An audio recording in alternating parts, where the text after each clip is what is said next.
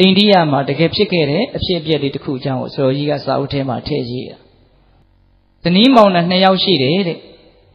မိဘတွေပေးစားလို့ယူလိုက်ရတယောက်နဲ့တယောက်သိပ်ပြီးတော့မျက်နှိုးတဲ့သဘောမရှိအထူးသဖြင့်အမျိုးသားကအမျိုးသမီးကိုမမျက်နှိုးဘူးဒီတော့အမျိုးသမီးကတော့သူကမယားဝတ္တရားနဲ့အညီတကယ်ကိုရိုးရိုးကျိုးကျိုးလေးလေးစားစားဆက်ဆံပြီးတော့တကယ်ကိုတိမ်တိမ်မွေ့မွေ့နေခဲ့တာဒါပေမဲ့အဲ့ဒါကိုပဲအမျိုးသားကမာယာများတယ်လို့ထင်မုန်းပြီဆိုမှတော့အပြစ်ပဲမြင်တာနော်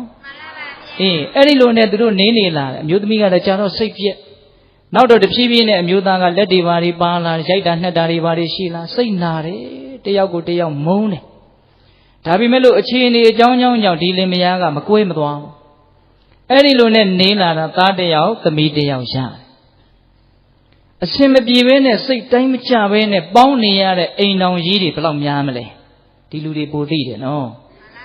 အမျိုးမျိုးသောအကြောင်းကြောင့်ပြတ်မရဘဲနဲ့နေရတာဟုတ်လားသားတွေသမီးတွေရှိလာပြီဆိုတော့ပို့ဆိုးလာတာပေါ့အေးအဲ့ဒီလိုနဲ့နေလာတော့တနေ့တော့ဒီအမျိုးသမီးကဘလို့မှသီးမခံနိုင်တော့ဒီအမျိုးသားကိုမုန်းတယ်သူစိတ်ဆင်းရဲအောင်သူမကြည်မနှက်ဖြစ်အောင်ငါဘလို့လုပ်မလဲဒါပဲသူစဉ်းစားတယ်အဲ့ဒီလိုနဲ့တနေ့တော့ဒီအမျိုးသားကမြို့တစ်မြို့ကိုအလုပ်ကိစ္စတစ်ခုနဲ့ရောက်သွားတာအဲ့ဒီလိုရောက်သွားတော့သူ့စီကိုသူ့မိန်းမစီကကျေးနန်းစာလာတယ်။ဟုတ်မေငါမိန်းမကငါ့ကိုထူးထူးခြားခြားစာတွေပါတွေရေးလို့ဆိုပြီးတော့ဖတ်ကြည့်အဲ့ဒီကြမှာမျက်လုံးပြူတာအရှင်တဲ့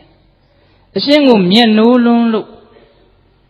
တေးသေးချာချာကိုယ့်ဘက်ကမလိုရအောင်နူးနူးညံ့ညံ့သိမ့်သိမ့်မွေ့မွေ့မေတ္တာတရားနဲ့ဆက်ဆံခဲ့တယ်ဒါပေမဲ့တခုမှရှင်ဟာအကောင်းမထင်ဘူးတဲ့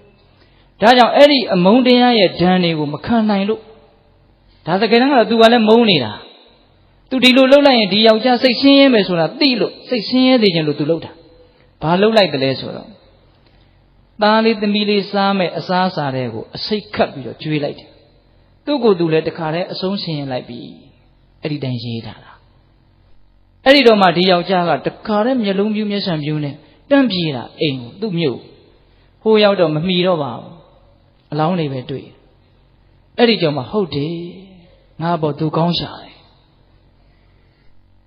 အဲ့ဒီလိုနီးနဲ့သူ့ရဲ့တန်တမှာလည်းဘလို့မှမခံစားနိုင်တဲ့ဆုံးနစ်တဲ့ဒေါသဒါလည်းဒေါသပဲနော်စိုးရင်လည်းပူဆွေးတယ်ဒါလည်းဒေါသပဲသူကဆုံးနစ်တဲ့ဒေါသတတ်မယ်ဖြစ်မယ်ဆိုတာကတက်ကြွတဲ့ဒေါသအဲ့ဒီဒေါသကြောင့်ဒီယောက်ျားလည်းသီးမခံနိုင်မဲနဲ့သူတို့အမြဲတမ်းကင်ဖို့သုံးထားတဲ့လိုင်စင်နဲ့ကင်နေတဲ့ဒီတနက်ကိုထုတ်ပြီးတော့သူ့ကိုယ်သူလည်းပဲအဆုံးစီရင်ပြစ်လိုက်တယ်အဲ့ဒါသတော်ဘုရားကြီးရေးပြထားအမျက်ဆိုတဲ့အမုန်းတရားတွေကြီးလာရင်ဒေါသဆိုတဲ့ပျက်စီးရာပျက်စီးကြောင်းတွေကို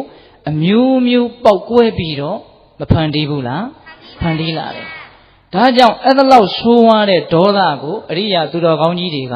မမျက်နှိုးတာ